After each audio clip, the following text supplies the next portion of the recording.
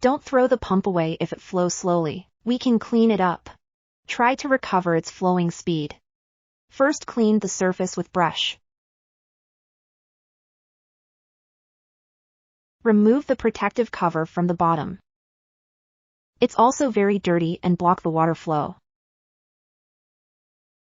Then there is this little thing, which should be called a rotor. Then we carefully cut it out with pliers. Also clean it up, including its container. The most important thing is to clean the water outlet. Small outlet with bacterial will be huge problem. Don't simply wash it over like this. Need to clean it from inside out.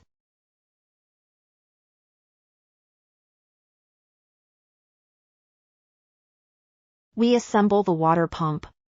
Let's take a look at the flowing after cleaning.